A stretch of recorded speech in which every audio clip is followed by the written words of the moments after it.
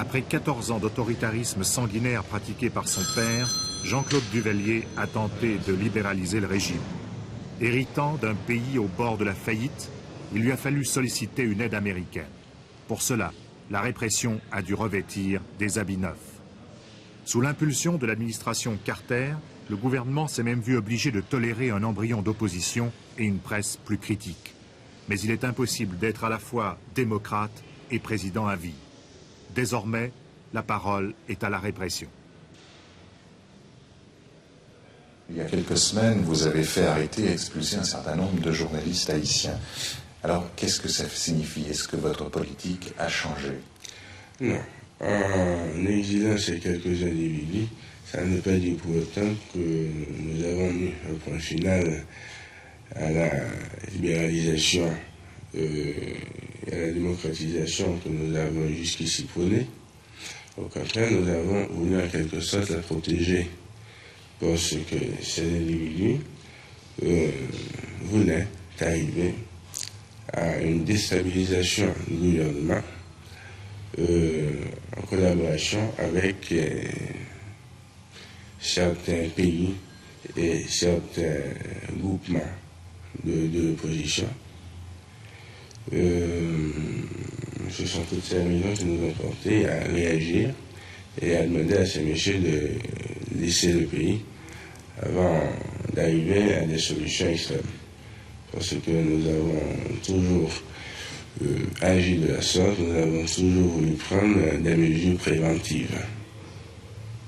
Et dans votre libéralisation, vous pensez qu'un jour, il y aura des partis d'opposition qui auront droit à la parole dans le pays? Il y a deux partis qui existent jusqu'à présent. Et l'opposition aussi? Oui, il y a deux partis d'opposition qui évoluent dans Rwanda et qui, à aucun moment de la durée, n'ont jamais été inquiétés. Quel parti? Il y a le fameux parti de Sylvio Claude et celui de... j'ai oublié son nom. C'est un économiste. Qui vous ont inquiété à un moment donné? Quoi? Qui vous ont inquiété, visiblement? Non, pas du tout. Pas du tout. Ils ont pu évoluer normalement, comme dans n'importe quel pays.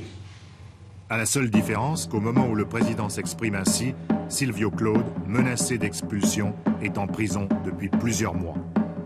Quant à Grégoire Eugène, chef du deuxième parti d'opposition, il a déjà été contraint à l'exil.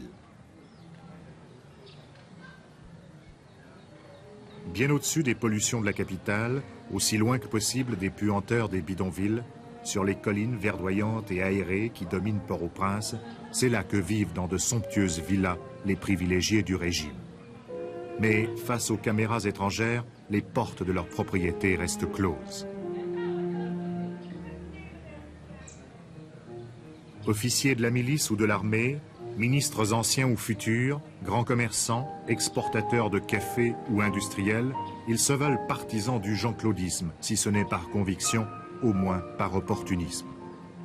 Leur confiance dans l'avenir du régime a ses limites. La plupart d'entre eux préfèrent investir leur fortune à l'étranger et assurer ainsi leurs arrières.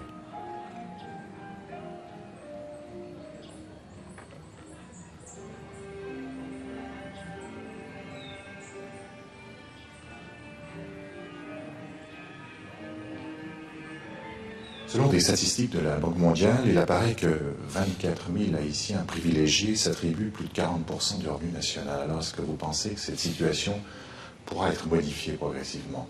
Selon la Banque mondiale? Oui. Et ces statistiques commencent à quelle année? 76. 76?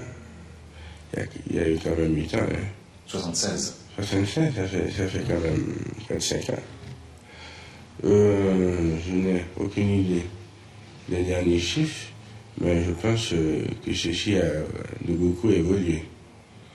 Et que depuis quelque temps, nous apercevons qu'il y a une bonne partie de la population qui participe au développement économique et social du pays.